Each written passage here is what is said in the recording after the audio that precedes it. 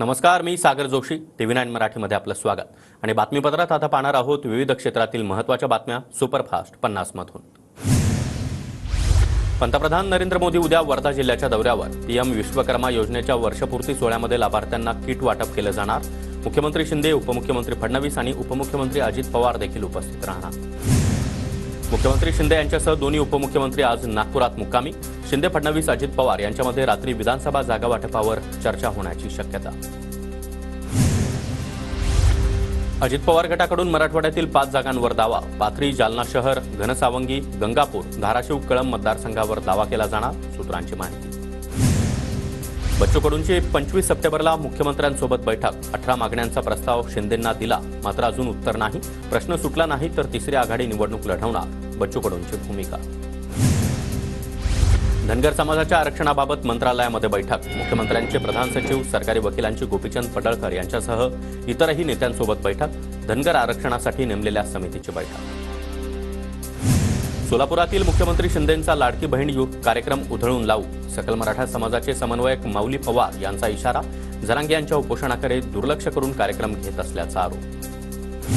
भंडाऱ्यामध्ये ST transport बँकेच्या सभेमध्ये गोंधळ. एसटी कामगार कृती समितीच्या पदाधिकाऱ्यांकडून गोंधळ. वकील गुणरत्न सदावर्ते यांच्यावर फौजदारी गुन्हा दाखल करण्याचा विरोधकांचा ठराव. अब्दुल सत्तार यांच्या समर्थकांचा रावसाहेब दानवे यांच्या विरोधामध्ये सिल्लोडमध्ये भव्य मोर्चा. दानवेंनी सिल्लोडचा उल्लेख पाकिस्तान असा केल्यानं मोर्चा.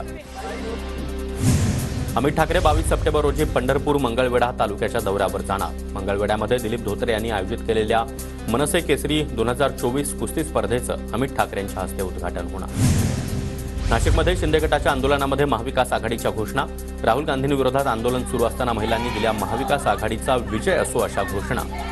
चूक लक्षात येताच महिला कार्यकर्त्यांनी आपली चूक सुधारली. नागपूरमध्ये संजय गायकवाड, अनिल बोंडे यांच्या विरोधामध्ये काँग्रेसचं आंदोलन. गायकवाड आणि बोंडेंच्या वक्तव्याचा निषेध व्यक्त करण्यात आला. कार्यकर्त्यांची घोषणाबाजी. नाशिकमध्ये राहुल गांधी यांच्या समर्थनात काँग्रेसचं आंदोलन. राहुल गांधींबद्दल भाजप आणि शिंदे गटाच्या नेत्यांनी केलेल्या वक्तव्याचा काँग्रेसकडून निषेध व्यक्त.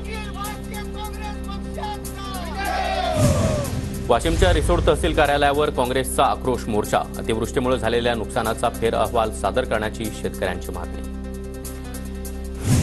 केंद्रीय गृहमंत्री अमित शहांचा 23 तारखेला विदर्भ दौरा. विदर्भातील विधानसभा मतदारसंघाचा आढावा घेणार. विदर्भातील 62 पैकी जास्तीत जास्त जागा भाजप लढण्याची शक्यता. 24 सप्टेंबरला अमित शहा कोल्हापूर दौऱ्यावर. कोल्हापूर जिल्हा बँक शाखेच्या उद्घाटनासाठी अमित शहा येणार. अमित शहा यांची कोल्हापुरात जाहीर सभा देखील होणार. शिंदे गटाचे नेते भरत गोगावले यांची एसटी महामंडळावर वर्णी लागण्याची शक्यता, सूत्रांची माहिती. अजित पवार गटाच्या सोशल मीडिया टीमकडून अक्षम्य चूक. अजित पवारांचं फेसबुक पेज वापरताना आक्षेपार्ह पेजला फॉलो. आक्षेपार्ह पेजला फॉलो केल्यानंतर दादांना ट्रोल केल्याचं देखील समोर. राजरत्न आंबेडकर मनोज जरांगे यांच्या भेटीला. राजरत्न आंबेडकर यांच्याकडून अंतरवली सराटीमध्ये जात मनोज जरांगे यांची भेट. मनोज जरांगे यांची वैद्यकीय पथकाकडून तपासणी. मनोज जरांगे यांच्या आमरण उपोषणाचा आजचा 3रा दिवस. नाशिक जिल्हा रुग्णालयाला खासदार भास्कर भगरे यांची अचानक भेट. भगरे यांनी रुग्णांकडून व्यवस्थेची माहिती घेतली. रुग्णालयामध्ये शासकीय योजनांची अंमलबजावणी होते का याचा आढावा देखील खासदार भास्कर भगरे यांच्याकडून घेण्यात आला. जळगावच्या चाळीसगावमध्ये विविध मागण्यांसाठी बंजारा समाजाचं बेमुदत आंदोलन. मागण्या मान्य होईपर्यंत आंदोलन सुरू राहणार असा इशारा. पालघर जिल्हाधिकारी कार्यालयाला कष्टकरी संघटनेचा घेराव. वनहक्क कायद्याची अंमलबजावणी करण्याची मागणी. आदिवासींच्या मूलभूत प्रश्नांकडे दुर्लक्ष करून सरकारकडून फसव्या योजना, कष्टकरी संघटनेचा आरोप. पंढरपुरातील धनगर उपोषणकर्ते गणेश केसरकर यांची प्रकृती खालावली. गणेश केसरकरांना खासगी रुग्णालयामध्ये दाखल करण्यात आलं. एसटी प्रवर्गातून आरक्षणासाठी धनगर समाजाचं गेल्या 10 दिवसांपासून उपोषण. अहमदनगरच्या नेवासा फाटा इथं धनगर समाजाचं आंदोलन. धनगर समाजाचा एसटी प्रवर्गामध्ये समावेश करण्याच्या मागणीसाठी धनगर बांधवांचं उपोषण. वर्ध्यामध्ये विविध मागण्यांसाठी शेतकऱ्यांचं आंदोलन. उद्या पंतप्रधान मोदी यांच्या दौऱ्याच्या पार्श्वभूमीवर शेतकऱ्यांकडून प्रश्न उपस्थित. पंतप्रधान साहेब, आपल्यासाठी हे शक्य आहे का, अशा आशयाचे फलक झळकले. दहिवडी नगरपंचायतीचे अध्यक्ष सागर पोळ यांच्या विरोधामध्ये अविश्वास ठराव. 26 सप्टेंबरला होणाऱ्या सुनावणीमध्ये ठोस पुरावे सादर करा, जिल्हाधिकाऱ्यांचे नगरसेवकांना आदेश. कशेरी घाटातील एक बोगदा अंतर्गत कामांसाठी उद्यापासून बंद. गणेशोत्सवाला कोकणामध्ये जाणाऱ्या प्रवाशांसाठी बोगद्यामधून वाहतूक सुरू करण्यात आली होती. नगर तालुक्यातील नारायणडोह इथं सापडलेला हातबॉम्ब निकामी करण्यामध्ये लष्कराला यश. काल एका घराजवळ सापडला होता 3 किलो वजनाचा हातबॉम्ब. कोल्हापुरातील अंबाबाई मंदिर परिसरातील नूतनीकरणाचं युद्धपातळीवर काम सुरू.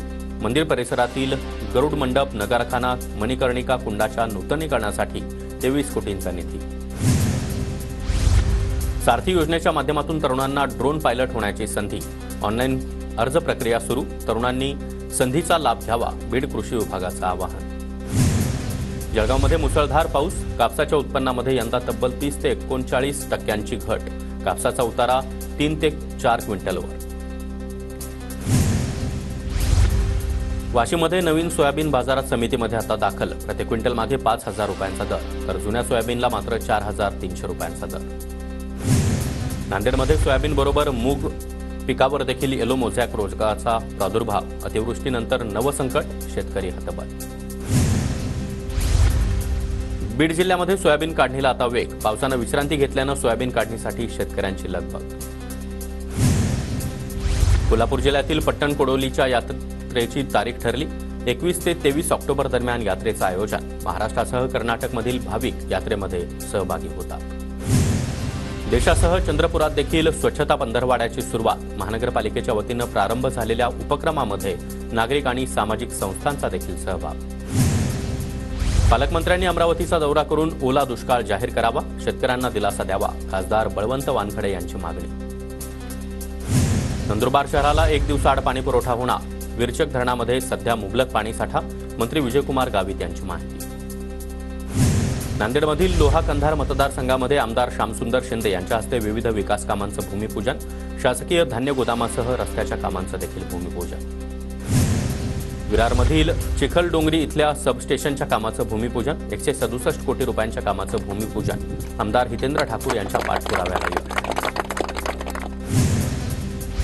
दक्षिण सोलापूर तालुक्यातील कुंभारी ग्रामपंचायतीविरोधामध्ये माजी उपसरपंचांचं आमरण उपोषण.